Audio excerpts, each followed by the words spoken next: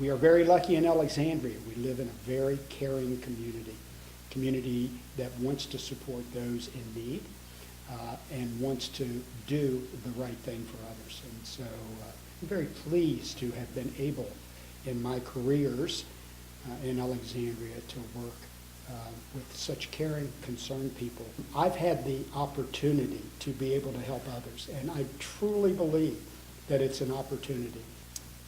Hearing back from former students, hearing from people that I've encountered that care and want to do things is what's most rewarding. He was my high school principal. When I was in 10th grade, we had a policy where you had to have a certain GPA and you had to have a certain test score to be in honors. And I did not meet that test score, and I did not have that GPA. And I went to my counselor to get in the honors class, and he said, well, you don't really meet the criteria. So I went and did a petition, and I had students all over the school sign this petition for me to get into honors. And I went to Mr. Porter, and I said, Mr. Porter, you know, your guidelines to get into honors classes does not allow me to get into the program, but your students believe in me. Mr. Porter took me down to my school counselor, told my school counselor to enroll me in the honors program in 10th grade. And by him doing that simple thing, at that time it seemed like it was a simple thing, it made me realize that one, my voice is power, and two, if I speak up, that somebody will listen, and I know that Mr. Porter will always have my back. I joke around and call him my second dad.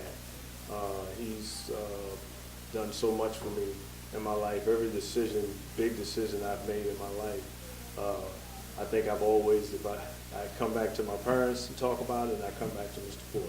Everything I feel personally that I've accomplished in my life, I owe to my parents and Mr. John Porter.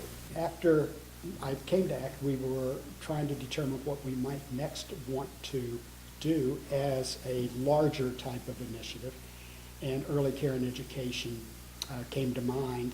But throughout, particularly my years at the high school, I saw kind of what was the end of the education spectrum, or at least the K-12 education opportunity for kids, and always wondered and thought and promoted that the more we could do earlier, the less that would need to be done later. The belief being that it's much better to be upfront with some investments, whether they be time, money, resources, to help kids so that when they get to the end of their education career, or at least that last phase of public education, you're not trying to play catch up. Mr. Porter, thank you so much for one, being my #1 fan, my biggest champion for change, and just always being there for me. You have been an advocate to everyone in this community. You are an inspiration.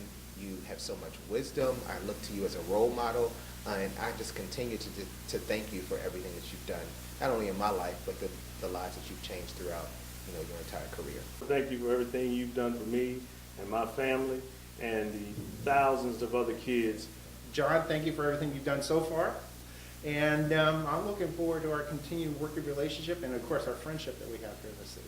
Thank you for just doing things the way he does and being so thoughtful and kind. There's a personal message I want to deliver to you, John, which is it's thanks to you that Freeman and I were introduced to the Child and Family Network Centers. About 8 years ago, you pointed us in the direction of CFNC because we wanted to get involved.